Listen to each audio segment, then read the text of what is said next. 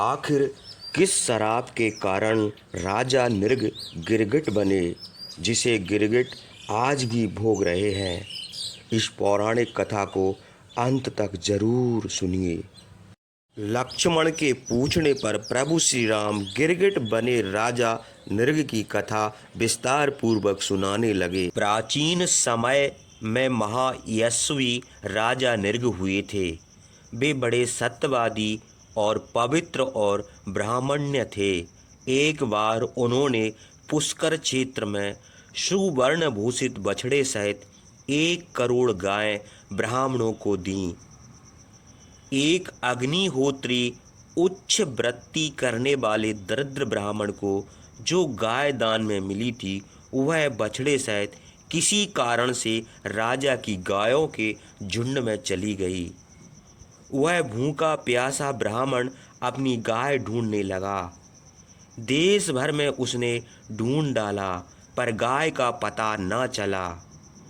कई वर्षों के बाद कनखल में उस ब्राह्मण ने किसी ब्राह्मण के घर में अपनी गाय और बछड़े को देखा।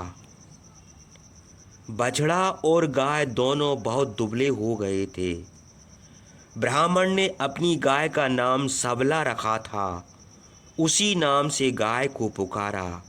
गाय अपने स्वामी का बोल पहचान गई और उसके पास चली गई। भूखा ब्राह्मण अपनी गाय लेकर चला। गाय उस ब्राह्मण के पीछे चली।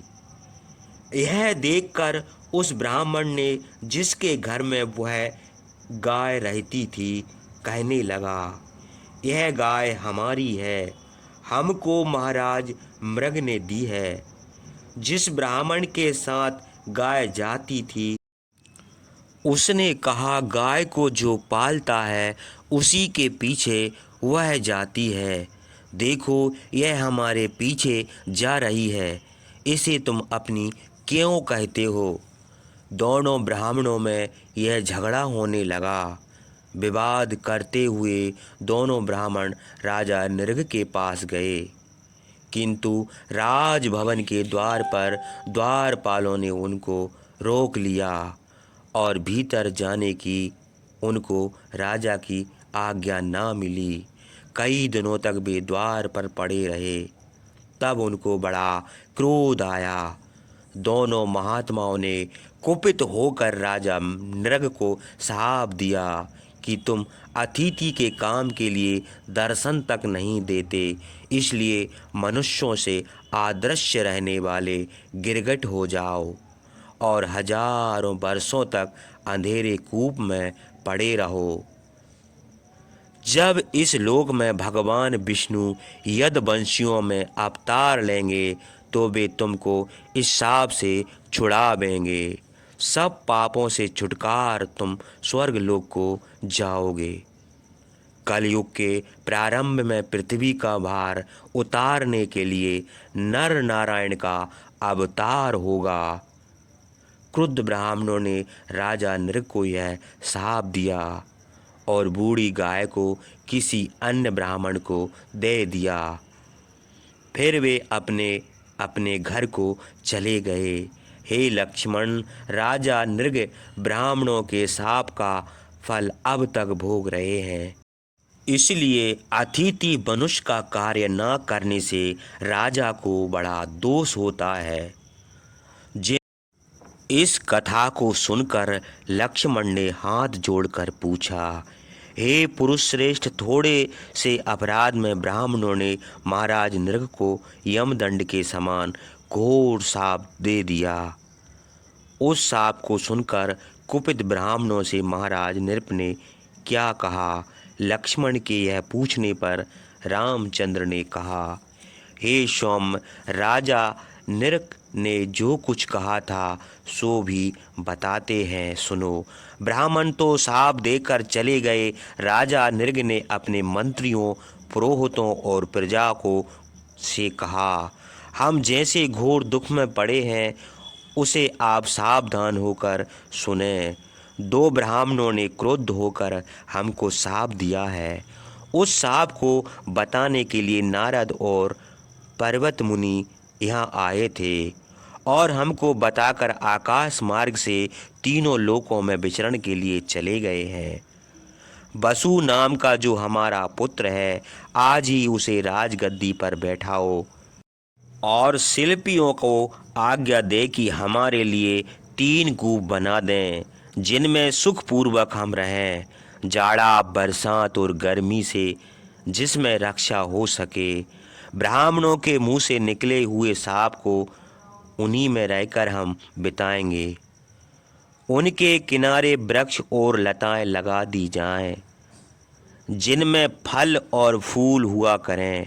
बहुत तरह की झाड़ियां भी लगा दी जाएं, जिनसे छाया रहे। फूले हुए वृक्षों से रमणीय उन गड्ढों में सुखपूर्वक हम साप के दिन बिताएंगे। उनके चारों ओर 2-2 कोस तक वृक्ष लगाए जाएं। हे पुत्र, इस प्रकार के गड्ढे बनवाकर उनमें हमको बिठा दो और कुछ धन भी वहाँ रख दो। फिर तुम धर्म के अनुसार प्रजा का पालन अच्छी तरह ना करने से जो दशा होती है, उसे तुम प्रत्यक्ष देख रहे हो।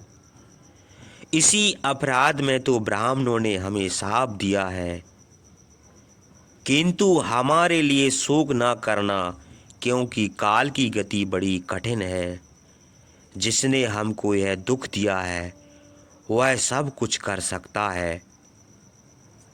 जो मिलने वाला होता है वह अवश्य मिलता है, जो जानने वाला होता है वह अवश्य जाता है।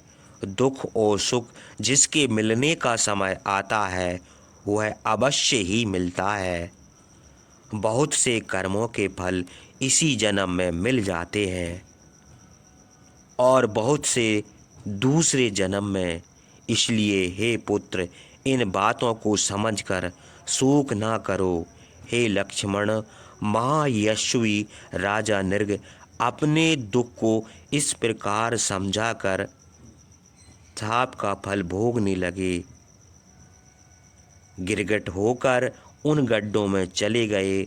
वहाँ अनेक प्रकार के धन रत्न रखे दिए थे। ब्राह्मणों के शाप को भोगते हुए राजा नृग उन गड्ढों में रहने लगे। रामचंद्र ने कहा, राजा नृग के शाप की कथा विस्तार के साथ हमने कहा। यदि कुछ और सुनने की इच्छा हो तो और कथा सुनो। यह सुनकर लक्ष्मण ने कहा, हे राजन, ऐसी आश्चर्यजनक कथाओं में हमको कभी तृप्ति नहीं होगी। लक्ष्मण के यह कहने पर इक्ष्वाकु कुलनंदन रामचंद्र ने दूसरी कथा आरंभ की।